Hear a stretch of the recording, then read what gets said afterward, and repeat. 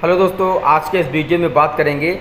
Circuit breaker के बारे में। सर्किट ब्रेकर में मेकिंग करंट और ब्रेकिंग करंट क्या होता है, यह सर्किट ब्रेकर के बारे में किस प्रकार का इन्फॉर्मेशन देता है, इस वीडियो में डिटेल में बात करेंगे। क्योंकि आपको सर्किट ब्रेकर में बहुत सारे इन्फॉर्मेशन लिखे होते हैं, उनमें से एक मेकिंग करंट और ब्रेकिंग करंट होता है, जो कि आपको जानना बहुत ज़रूरी हो जाता है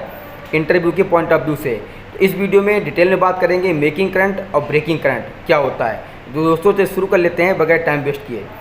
सबसे पहले बात करेंगे ब्रेकिंग करंट, फिर बाद में बात करेंगे मेकिंग करंट क्या होता है। ब्रेकिंग करंट दोस्तों ये होता है, सपोज मान लीजिए कोई भी इंडस्ट्री है, कोई भी प्लांट है, या फिर आपका कोई भी सब स्टेशन है, तो उस प्लांट में, कुछ इंडस्ट्री में कोई भी किसी कारणवश कोई भी बहुत बड़ा फॉल्ट हो गया, कोई भी बहुत बड़ा शॉर्ट सर्किट हो गया, तो उस कंडीशन में जो उसमें रिले लगा होता है, वह रिले उस फॉल्ट को सेंस करेगा कि ये किस प्रकार का फॉल्ट है, अर्थ फॉल्ट है, ग्राउंड फॉल्ट है, शॉर्ट सर्किट है, या फिर कोई भी और भी फॉल्ट है। तो उस फॉल्ट को सेंस करेगा और तुरंत रिले सर्किट ब्रेकर को कमांड सेंड करेगा कि इसको ट्रिप करो, नहीं तो हमारा जो भी पार्ट लगे हुए हैं, जो भी हमारे इक्विपमेंट लगे हुए हैं, वो डैमेज हो जाएंगे। तो जितनी देर में सर्किट ब्रेकर ट्रिप होगा, उतने देर में जो मैक्सिमम करंट फ्लो होगा, तो ये इसकी ब्रेकिंग कैपेसिटी होती है कि मैक्सिमम कितना करंट सस्टेन कर सकता है विदाउट एनी डैमेज पार्ट, यानी कि कोई भी पार्ट डैमेज भी ना हो, और कितना करंट मैक्सिमम करंट सस्टेन कर सकता है, यह इसकी ब्रेकिंग कैपेसिटी के बारे में बताता है। ठीक है, क्योंकि जब सर्किट ब्रेकर में हाई अमाउंट में करंट फ्लो होगा, क्योंकि शॉर्ट सर्किट में या फिर किसी भी कंडीशन में बहुत ज़्यादा मात्रा में करंट फ्लो होता है, तो उसमें ब्रेकिंग कैपेसिटी होना बहुत ज़रूरी होता है। और जो हमारे वीसीबी लगे होते हैं इलेक्ट्रिकल सिस्टम में, तो ये एक खासकर इसीलिए डिज़ाइन किया गया होता है, इसीलिए बनाया गया होता है कि कोई भी अगर शॉर्ट सर्किट होता है, कोई भी फॉल्ट होता है, तो जो हमारा ब्रेकर है वो ट्रिप होने तक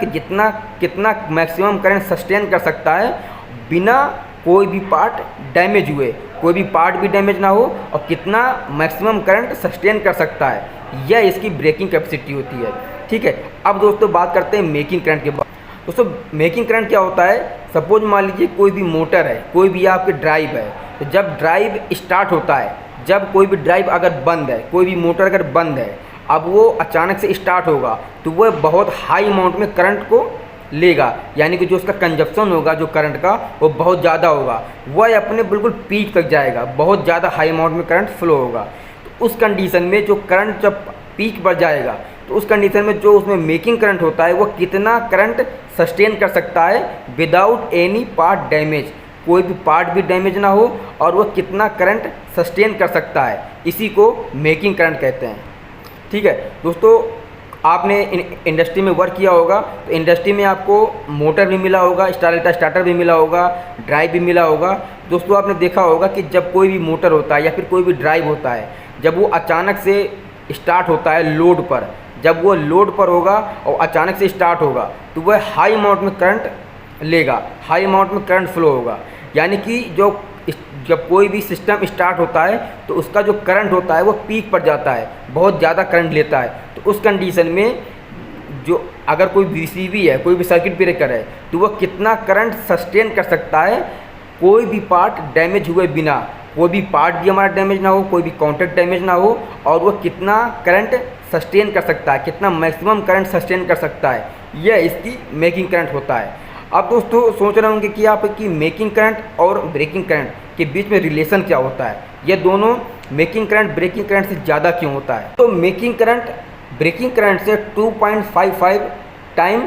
ज़्यादा होता है, अधिक होता है। अब दोस्तों आप सोच रहे होंगे कि मेकिंग करंट ब्रेकिंग करंट से ज़्यादा क्यों होता है, कम क्यों नहीं होता है।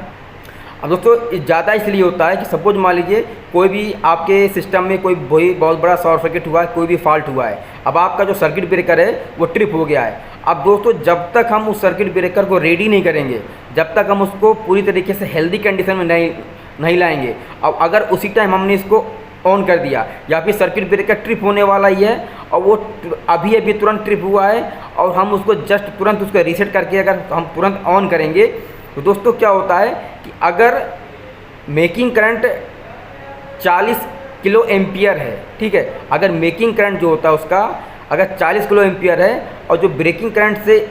ज़्यादा इसीलिए होता है कि जब हम वीसीबी हमारा ट्रिप हो गया है, अब अचानक से हम इसको ऑन करेंगे तो पहले ही उसका मेकिंग करंट ज़्यादा है और ब्रेकिंग करंट कम है। तो जब हम तुरंत उसको स्टार्ट करेंगे तो जो मेकिंग करंट होता है, अब समझ लीजिए कि 40 किलो एम्पियर 40 किलो एम्पियर से अगर वो ज़्यादा जाएगा तो कितना हाई अमाउंट में सर्किट ब्रेकर में करंट फ्लो होगा। उस कंडीशन में जो सर्किट ब्रेकर के जो कॉन्टैक्ट होंगे वो जल जाएंगे, ख़राब हो जाएंगे, डैमेज हो जाएंगे। दोस्तों यही एक रीज़न होता है कि जो मेकिंग करंट होता है वो ब्रेकिंग करंट से 2.55 टाइम ज़्यादा होता है, ताकि जब तक हम सर्किट ब्रेकर को हेल्दी कंडीशन में न लाएँ, उसको ट्रिप हो गया है, जब तक हम उसको सही से रेडी नहीं करेंगे तब तक वो ऑन नहीं होगा और इसका मेकिंग करंट ब्रेकिंग करंट तब तक एक नहीं होगा।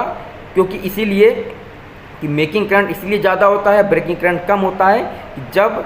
सर्किट ब्रेकर हमारा ट्रिप हो गया है और ट्रिप होने के बाद अगर हम उसे तुरंत रीसेट करेंगे तो वो रीसेट नहीं होगा। वो जब तक वो ठंडा नहीं होगा, जब तक उसका नॉर्मल कंडीशन में नहीं आएगा तब तक वो ऑन नहीं होगा, क्योंकि उसमें कंटिन्यू करंट फ्लो हो रहा है। अब उस कंडीशन में अगर हम उसको रीसेट करके दोबारा रेडी करके ऑन कर देंगे तो जो 40 किलो एम्पियर है